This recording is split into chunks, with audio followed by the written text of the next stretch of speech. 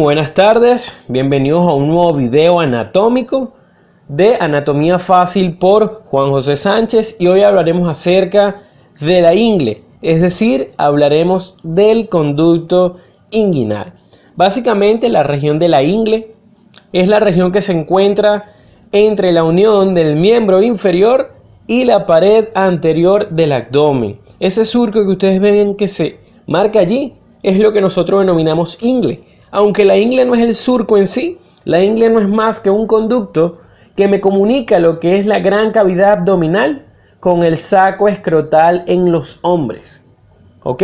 Y las mujeres que también tienen conducto inguinal, les comunica entonces lo que es la gran cavidad abdominal con los labios mayores de la vagina, como vamos a ver ahorita. Entonces aquí, seccionando un plano más profundo, vemos este conducto que atraviesa la pared anterolateral del abdomen, que es entonces la ingle, es el conducto, es el hueco que me comunica esa gran cavidad con el saco escrotal en este hombre. Nos vamos a un plano más profundo, incluso muscular. Vemos aquí el orificio por donde estas estructuras que están buscando el conducto, al saco escrotal, perforan entonces a la pared anterior del abdomen. Aquí vamos a ver muy bien las paredes de la pared anterior del abdomen, los músculos de la pared anterior del abdomen. Por eso es de vital importancia que ustedes vean mi video anterior, es decir, mi video de pared anterolateral del abdomen. Les dejaré el link de todas maneras al final del video para que ustedes puedan entender esta anatomía. Si usted no domina los músculos de la pared anterolateral del abdomen, no va a poder entender lo que es el conducto inguinal. Entonces fíjense ustedes que esta es la gran cavidad abdominal, y vean entonces cómo hay un conducto, un tubo que es músculo fibroso que me lleva a estructuras de la cavidad abdominal hacia el saco escrotal, y que hay otras estructuras que me las saca del saco escrotal para llevármelas a la cavidad abdominal. Entonces todo ese conducto que está a través de este músculo, de estos músculos de la pared anterior del abdomen, es lo que denominamos en sí conducto inguinal. Entonces, ¿para qué el hombre tiene el conducto inguinal? ¿Para qué existe esa comunicación? Bueno, resulta que durante el desarrollo embriológico vemos que los testículos se desarrollan intraabdominales. Por diversos motivos que no vienen al caso, estos testículos tienen que descender a juro para que pueda existir la producción de espermatozoides, alojarse en el saco escrotal. A medida que va avanzando el embarazo intraútero, estos testículos, por acción de la testosterona, comienzan a descender y buscando a lo que es su lugar final, ya en el adulto, que es el saco escrotal. Entonces, ese conducto, a pesar de que se cierra, de que permanece cerrado después del nacimiento, realmente deja cierta comunicación entre la cavidad abdominal y el saco escrotal.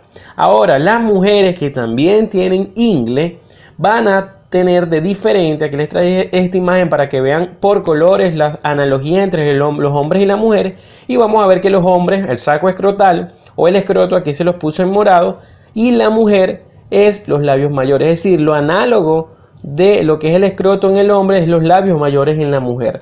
Por eso es que el conducto inguinal en la mujer va a terminar a nivel de lo que son los labios mayores de la vagina. Entonces algo así sería en la mujer, como también tiene su conducto inguinal, y vean cómo está llegando entonces hasta lo que es los labios mayores de la vagina. Vamos a ver entonces la ultraestructura de este conducto inguinal. No se despeguen del video.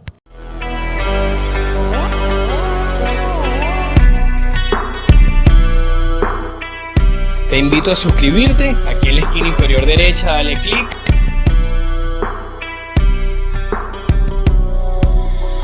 Y no olvides darle like al video. Entonces suscríbanse, es muy importante que se suscriban aquí en la esquina inferior derecha y le den like al video para poder tener un acceso completo a todos mis videos del canal. Entonces, para nosotros imaginarnos este conducto, tenemos que saber que él tiene ciertos límites, ciertas estructuras músculo-fibrosas que me lo limitan. Entonces, si ustedes ven el conducto inguinal, él va desde lateral hasta medial y además va de atrás hacia adelante. De manera que es un tanto difícil nosotros poder delimitarlo con algunas estructuras. Sin embargo, ya anatomistas del mundo se encargaron de crear una lista en la cual se pusieron de acuerdo de cuáles son los límites del conducto inguinal. Sin embargo, hay muchas variaciones con respecto a los autores. Entonces, para entenderlo mejor, vamos a traerles esta analogía con estos cuadritos. Básicamente nosotros tenemos que imaginarnos a la ingle como un dado, como un cubo. Entonces va a tener 6 lados, 6 caras, debería tener entonces 6 límites. Vamos a ver que realmente no es así. Entonces este cuadro que ven aquí negro me representaría el límite anterior. Este que ven en azul me representaría el límite posterior. Luego esta tapa verde me representaría el techo o límite superior. Y luego esta tapa roja me representaría el límite inferior. Entonces el conducto inguinal va a tener estos 4 límites. Ustedes dirán, bueno, pero me acabas de decir que el conducto inguinal me lo tengo que imaginar como un dado de 6 caras. Pues resulta que las 2 caras que no les estoy nombrando son estas tapas laterales. Eso es porque el conducto inguinal, como es un conducto, es como un túnel, un tubo, tiene un orificio de entrada y tiene un orificio de salida.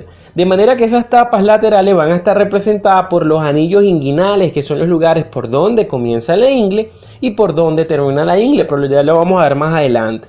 Entonces, en sí, el conducto inguinal tiene esos 4 límites: anterior, posterior, superior e inferior. Una vez que ya estamos entendiendo esta ultraestructura de la ingle, vamos a pasarnos entonces a la realidad para ver qué estructura en sí forma cada límite. Entonces van a ver que es un poquito abstracto, es un poquito difícil de dilucidar esos límites cuando vemos en sí en vivo a la propia imagen, pero bueno, vamos a ir nombrándoselos poco a poco. Traté de coloreárselo para ver si así es mucho más fácil su interpretación. Vamos primero con el límite anterior. El límite anterior está formado por 2 estructuras. De hecho, todos los límites están formados por 2 estructuras. Apréndanlo de una vez. Entonces, primero vamos a tener al propio músculo oblicuo interno, recordándole que el oblicuo interno también recibe el nombre de músculo oblicuo menor. Esa va a ser la parte más lateral del límite anterior. Oigan bien, parte más lateral del límite anterior. No es que es el límite lateral, porque ya les expliqué que en sí no tiene límite lateral. Entonces, la parte más medial del límite anterior va a ser la aponeurosis del músculo oblicuo externo, recordándoles que el oblicuo externo también recibe el nombre de músculo oblicuo mayor. Entonces tendríamos la aponeurosis del oblicuo externo y al propio músculo oblicuo interno como límites anteriores de ese conducto inguinal. Ahora, límite posterior, 2 estructuras como les estoy diciendo. Primero, la fascia transversal, y que es esta membrana que ustedes ven aquí.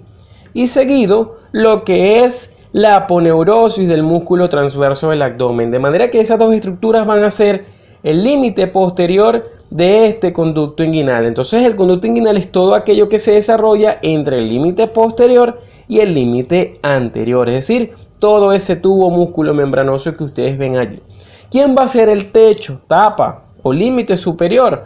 Bueno, ahí vamos a encontrar al propio músculo oblicuo menor y vamos a encontrar al propio músculo transverso del abdomen. Este que le coloreé al final es el oblicuo menor y el que está atrás es el transverso del abdomen. De manera que vean que hay músculos que forman parte de 2 límites, como por ejemplo este oblicuo menor. Es tanto límite anterior como límite superior. Entonces vean que estas 2 estructuras se encuentran entre el límite posterior y el límite anterior. Por eso es que es el techo del conducto inguinal. Mientras que el piso o límite inferior va a ser todo lo que esté por debajo.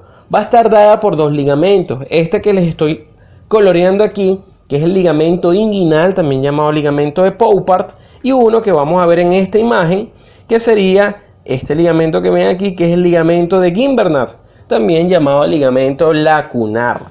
Entonces estos 2, que son el inguinal y el de Gimbernat, son el límite inferior de lo que es el conducto inguinal. Ahora, una vez que ya dilucidamos los límites de este conducto, es imperativo entonces comenzar a hablar del contenido. El contenido son todas las estructuras que pasen por ese conducto inguinal. En el hombre, todo ese paquete inguinal va a denominarse cordón espermático. Ahora ya les voy a decir en sí por quién está conformado ese cordón espermático. En la mujer lo vamos a denominar ligamento redondo del útero, que es el análogo entonces al cordón espermático en el hombre. Casi tienen las mismas estructuras con ciertas variaciones que le voy a ir nombrando. Ahora, ¿por quién está conformado ese cordón espermático? Bueno, Nerviosamente va a estar conformado por dos nervios. Este nervio que ustedes ven aquí es el nervio genitofemoral. Vean que se divide en dos ramas, una rama femoral, de ahí deriva su nombre, y una rama genital, que es la interna. Esta rama interna o medial, que es la genital, vean que se une junto a varias estructuras para pasar por el conducto inguinal y llegar al testículo. Entonces la primera estructura nerviosa que pasa es la rama genital del nervio genitofemoral. La segunda rama nerviosa que pasa es este nervio que ustedes ven aquí abajo. Ese nervio recibe el nombre de nervio abdominogenital mayor. También recibe el nombre de nervio ilioinguinal, justamente porque también se mete por la ingle para inervarme después al escroto. Entonces esos son los dos nervios que van a pasar por lo que es el conducto inguinal. Estructuras vasculares, bueno, en el hombre, lo que aquí yo les marqué en rojo significa que son estructuras únicas del hombre.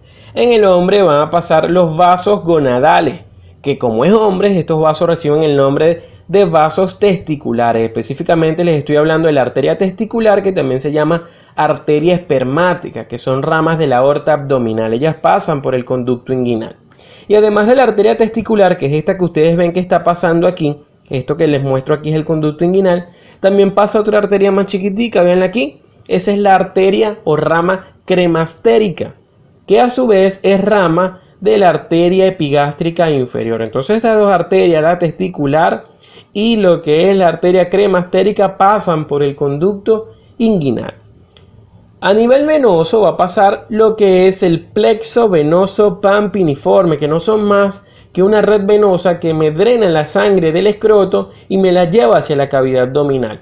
Este plexo venoso pampiniforme después se convierte en lo que es la vena testicular.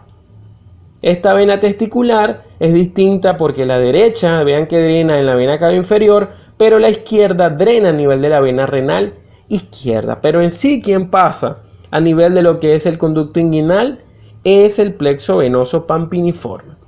En el hombre pasa otra estructura única que es el conducto deferente. Vean aquí, el testículo forma espermatozoides, lo lleva a través de un conducto que es este que van viendo aquí medial, que es el conducto deferente, para después llevarlo a la cavidad abdominal hacia la parte posterior de la vejiga. Entonces en su trayecto pasa por el conducto inguinal. Véanlo en esta imagen, este sería el conducto deferente metiéndose en lo que es el conducto inguinal. Entonces, este orificio que ustedes ven por encima del ligamento inguinal, recuerden que este era el límite inferior, ese es el conducto inguinal. Pero existe otro conducto que está por debajo del ligamento inguinal, es decir, que el ligamento inguinal sería como su techo, que es el conducto femoral. Está muy cerquita, pero son totalmente distintos porque el conducto femoral comunica con los miembros inferiores, es quien se encarga de llevarle los vasos sanguíneos y algunos nervios a lo que son los miembros inferiores. Entonces estos son el contenido del conducto inguinal. Vamos a hablar ahora de los anillos inguinales que, recuerden ustedes, les traigo otra vez la misma imagen de ahorita, van a formarme las paredes laterales del conducto inguinal. Algo que tienen que tener claro, muchachos, para yo poder denominar estos anillos del conducto inguinal debo estar ubicado de cuál parte es la medial y cuál parte es la lateral. Para efectos de esta explicación que viene a continuación, esta parte es medial, es decir, acá está el escroto y esta parte es lateral. Si se lo estoy nombrando que este es medial y este es lateral, es porque estamos hablando en este caso del conducto inguinal del lado derecho. Porque si estuviéramos hablando del conducto inguinal del lado izquierdo, esto sería medial y esto lateral. Y aquí básicamente estaría el escroto, la cavidad escrotal. ¿Por qué les digo esto? Porque de los dos anillos, el anillo inguinal profundo siempre es el que está lateral. Siempre el que está lateral es el anillo inguinal profundo. Y el que está medial va a ser el anillo inguinal superficial. Entonces fíjense ustedes que estos dos anillos ocupan las tapas laterales del conducto inguinal para terminar de formarme la forma de cubo. Entonces esta es la entrada a nivel lateral del conducto inguinal. Esta es la parte que abre al abdomen. Y esta sería la salida, que es el anillo superficial, que es el que abre en la cavidad escrotal en el hombre y en los labios mayores en la mujer. Entonces vamos a elucidar en vivo cómo están compuestos estos anillos. Fíjense ustedes, vamos a comenzar primero con el anillo inguinal profundo, que es el que abre a la cavidad abdominal. Él está formado entonces por la parte más posterior de ese conducto inguinal. Recuerden que la parte más posterior era la fascia transversalis. Entonces es la fascia transversalis quien crea o forma al anillo inguinal profundo. Este anillo inguinal profundo tiene una forma de una U invertida. Perdón, una U normal con las puntas hacia arriba. Véanlo muy bien en esta imagen, que esta sería la fascia transversalis, y fíjense ustedes que es a partir de él que comienza el conducto inguinal, y por eso es que ahí es donde está el anillo inguinal profundo. ¿Qué pasa con esto? Esto sería el peritoneo parietal. Lo que pasa es que aquí las estructuras que van al conducto inguinal no me forman a un conducto inguinal, porque vean que están separadas. Él comienza a ser músculo membranoso es después que pasa por la fascia transversal, y por eso este es el que es denominado el anillo inguinal profundo y no es denominado aquí arriba. Ahora, hay una forma nosotros de saber en vivo dónde se encuentra ese anillo inguinal profundo. ¿Por qué es importante saber esto? Porque en las patologías de hernia inguinal tenemos que, como médicos, saber dónde tocar para poder saber si hay una hernia o no. ¿Cómo ubicamos el anillo inguinal profundo? Bueno, vamos a trazar una línea que va a ir desde la espina ilíaca anterosuperior hasta el pubis. Esta línea vamos a buscar el punto medio entre esas dos estructuras, y 1 centímetro por encima de ese punto medio es que se encuentra el anillo inguinal profundo. Es la manera de nosotros de conseguirlo al examen físico. Ahora, el anillo inguinal superficial, vean ustedes, se forma por la parte más anterior del conducto inguinal, que les recuerdo que era la membrana o aponeurosis, que aquí está cortada, del músculo oblicuo mayor. A diferencia del anillo inguinal profundo, este anillo inguinal superficial tiene una forma triangular. Se dice que la base está en el pubis y el vértice está en la región superolateral. Ahora, este anillo inguinal superficial está formado por dos pilares: un pilar medial que llega al cuerpo del pubis y un pilar lateral que llega a la espina del pubis. Estos dos pilares son los que me delimitan el anillo inguinal superficial. Cuando llega allí la ingle, ese conducto se acaba y ya las estructuras del cordón espermático se hacen subcutáneas, porque ya están prácticamente alojadas dentro de lo que es el saco escrotal. Ahora, ¿cómo encontramos al examen físico el anillo inguinal superficial? Se dice que está a 1 centímetro por arriba o directamente arriba de lo que es la espina del pubis, que no es más que el borde lateral del pubis, cuando se acaba la sínfisis del pubis. Entonces es la manera de nosotros encontrar ese anillo inguinal superficial al examen físico. Vean lo siguiente. En esta imagen les voy a mostrar lo que es el triángulo de Hesselbach. Este triángulo de Hesselbach también recibe el nombre de triángulo inguinal. Sus límites lateral va a ser la arteria y la vena epigástrica inferior, lo que son los vasos epigástricos inferiores. Su límite medial va a ser el borde lateral del músculo recto anterior del abdomen, y su límite inferior va a ser el ligamento pectíneo, que ahorita les voy a hablar de quién es ese ligamento pectíneo. En esta imagen aprovecho y les enseño este anillo. Esto sería la fascia transversalis cortada. Entonces este sería el anillo inguinal profundo. Recuerden que esta visión es una visión posterior de la pared anterior del abdomen, es decir, estamos viendo la pared anterior pero desde adentro de la cavidad abdominal. Por eso es que este sería el anillo inguinal profundo. No se les olvide entonces ese triángulo de Hesselbach. Aquí también lo pueden ver. Límites a vasos epigástricos inferiores, borde lateral del músculo recto anterior del abdomen, y límite inferior básicamente sería el ligamento pectíneo. Entonces, para terminar, vamos a hablar de la serie de ligamentos que se encuentran ahí a nivel del conducto inguinal. Desde superficial a profundo, muchachos, lo primero que nosotros nos vamos a encontrar es este tejido celular subcutáneo, después que quitamos la piel. Este tejido celular subcutáneo está compuesto por dos porciones. Una superficial, que es adiposa, que es esta que ustedes están viendo aquí, que se llama aponeurosis de Camper.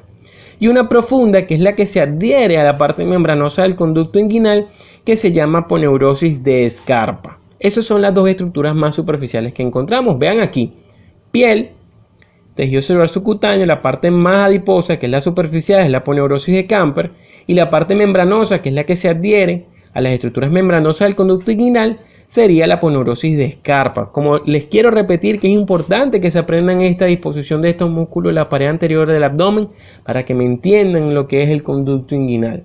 Entonces, ¿qué ligamentos encontramos allí? Bueno, primero les voy a hablar del ligamento inguinal, que es el que va de la espina ilíaca anterosuperior hacia lo que es el pubis. Este ligamento, además de denominarse ligamento inguinal, también recibe el nombre de ligamento de Poupart, de ligamento de Falopio o de arco crural o arco femoral. Vean que tiene muchísimos nombres. Esta zona tiene muchos epónimos. El segundo ligamento que les voy a hablar es este que ven aquí más posterior chiquitico, que es el ligamento de Cooper. Ese ligamento de Cooper también recibe el nombre de ligamento pectíneo. Y este que va desde el pectíneo hasta el inguinal, que ven aquí, ese es el ligamento lacunar, también llamado ligamento de Gimbernat, que les recuerdo que era límite inferior del conducto inguinal. Entonces vean ustedes aquí como el ligamento inguinal es el que me separa por encima el conducto inguinal y por debajo el conducto femoral. Ahora hay otro ligamento que está anterior por encima del ligamento lacunar. Ese es el ligamento de Colles o ligamento reflejo. Veámoslo en esta imagen mejor. Este sería el ligamento inguinal, ¿sí?, que llega hasta acá arriba. Este sería el ligamento pectíneo. Este que los está uniendo sería el ligamento de Gimbernat o lacunar. Y este sería el ligamento reflejo o ligamento de Colles. En esta imagen, como es posterior, vemos aquí el ligamento inguinal. Vemos aquí el ligamento pectíneo. Vemos este que sería el de Gimbernat y no vemos el reflejo porque el de Colles se ve es por delante. Aquí nuevamente vemos el pectíneo. Vemos el inguinal. Vemos este que está aquí que sería el lacunar o de Gimbernat y este que sería el ligamento reflejo o de Colles. Por último vamos a hablarle del tendón en conjunto. El tendón en conjunto no es más que un tendón en donde se originan dos músculos que son el transverso del abdomen más profundamente y el oblicuo interno más superficialmente. Ambos músculos tienen un tendón en común que se origina en sí es del ligamento pectíneo de Cooper. Ese ligamento lo denominamos tendón en conjunto u os inguinal, que es el otro nombre.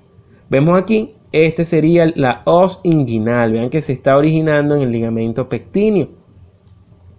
Vean aquí, este sería el músculo oblicuo interno y el que se ve aquí más profundo sería el transverso del abdomen. Ambos tienen un tendón en conjunto, que es este mismo que está aquí, que es la os inguinal o tendón en conjunto. Entonces, amigos, este ha sido todo el video. Espero lo hayan entendido. Se suscriban a mi canal en el circulito que te sale aquí. Dale like al video que es muy importante. Y no olvides seguirme en Instagram en @juanpisosánchez1315. Aquí les dejo los links entonces de los músculos de la pared anterior del abdomen y de cavidad escrotal. Muchísimas gracias por ver el video. Nos vemos en un próximo.